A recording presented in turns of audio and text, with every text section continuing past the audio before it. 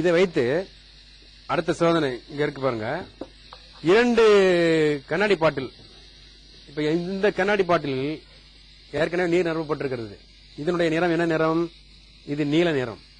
இதுக்கு என்ன செய்யணும்னா, நீங்க இந்த மாதிரி இந்த நீல மை உள்ள குப்பியிலிருந்து இதை தண்ணீரில் ஊற்றிவிட்டால் அந்த மாதிரி நீல நிறத்தில் உங்களுக்கு அந்த திரவம் கிடைத்துவிடும். அதாவது நீல நிறமாக்கப்பட்ட தண்ணீர், குளிர் நீர் இது. இப்ப இதுல அந்த சுடுநீரை நம்ம ஊத்த போறோம்.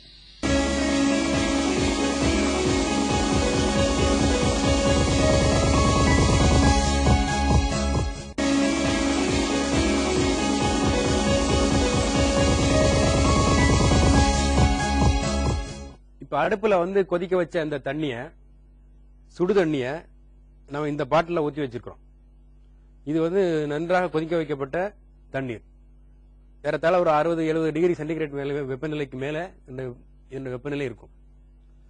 இப்ப நான் என்ன செய்ய போறோம், சுடு தண்ணீர் கீழையும் அதற்கு மேலே குளிர்ந்த நீராகிய இந்த நீல நிற தண்ணீர் இதை மேல ரெண்டும் ஒன்னா வைக்க போறோம். ஒன்னா வைக்கும் பொழுது என்ன நடக்கும் பாருங்க.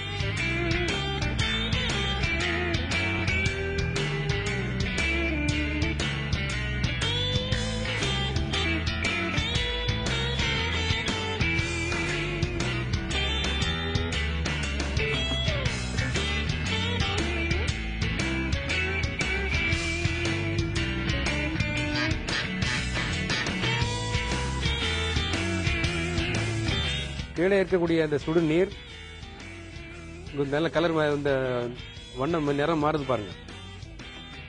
இந்த சுடு நீர் மேலே ஏறி மேலே செல்கிறது. அதே சமயத்தில் குளிர்ந்த நீர் கீழே வரும். இது மேலே போனா அது கீழே வரும். அந்த நிறம் மாறுவதை பார்க்கலாம்.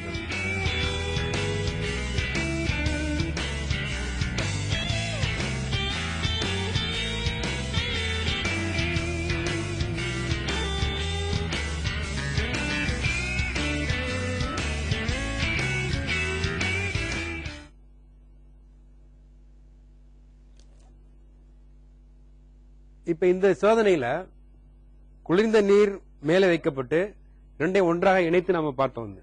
என்னாச்சு, இந்த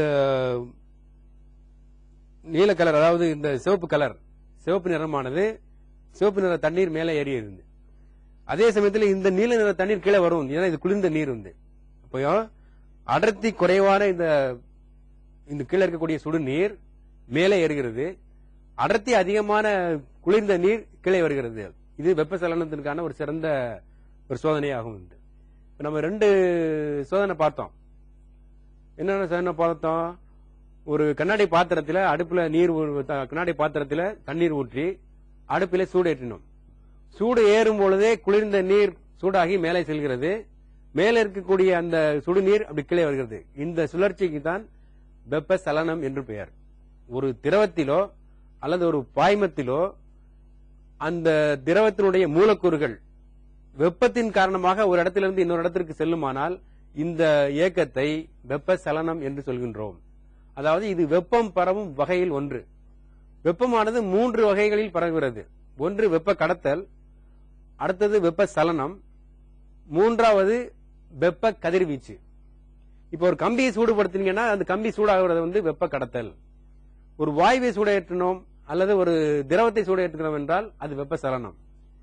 இப்ப சூரியனுக்கும் பூமிக்கு இடையில நம்ம என்ன இருக்கு, பூமியிலிருந்து கொஞ்சம் தூரம் காற்று மண்டலம் இருக்கு, அதற்கு அப்பால் எதுவுமே இல்ல.